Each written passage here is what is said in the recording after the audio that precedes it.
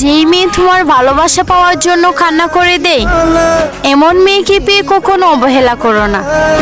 কারণ সে যদি তোমাকে একবার ছেড়ে যায়, তাহলে তুমি তাকে আর কখনোই ফিরে পাবে না।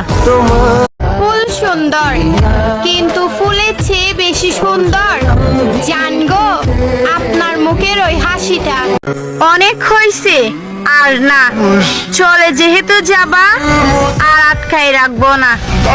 যাকে পাওয়ার জন্য এত আশা, কিন্তু আফসোস সে মানুষটাই বুঝলো না আমার ভালোবাসা।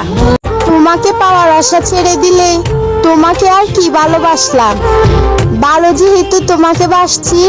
যে মানুষটা আমার সব রাগ সহ্য করে সব সময় আমার পাশে থাকে, তার প্রতি আমার এক আকাশ পরিমাণ ভালোবাসা জন্মাক।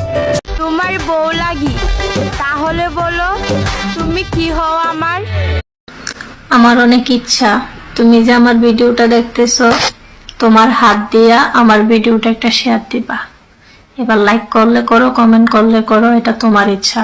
কারণ আমি আবার বেশি আশা করি না, বেশি সুখ তো আমার কপালে হয় না।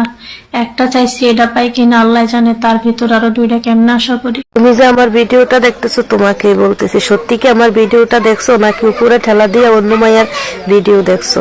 কমেন্ট করে সত্যিটা বলবা, ঠিক আছে? কমেন্টের অপেক্ষায় রইলাম। কিন্তু সুন্দর মনুষ্যত্ব বা ব্যক্তিত্ব আছে, তারা যখন দেখতে পারে যে তার বউয়ের কোনো দোষ নাই বা বউয়ের কোনো অন্যায় নাই, তখন বাস্তব জীবনে, বিবাহিত জীবনে যেইটা আছে ওইটাই বেশ, তার থেকে বেশ আশা করা যাবে না, এবং কি তার থেকে বেশ আশা করা হচ্ছে বোকামি হবে।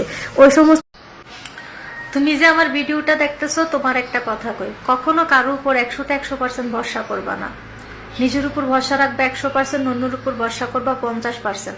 যেমন আমি তোমার উপর 100% বিশ্বাস রেখে আমি আমার বান্ধবীর সাথে বাজি ধরেছিলাম যে তুমি আমার ভিডিওটা দেখলে শেয়ার করবে, হয় না, কেউ আমার ভিডিও দেখে শেয়ার করে না।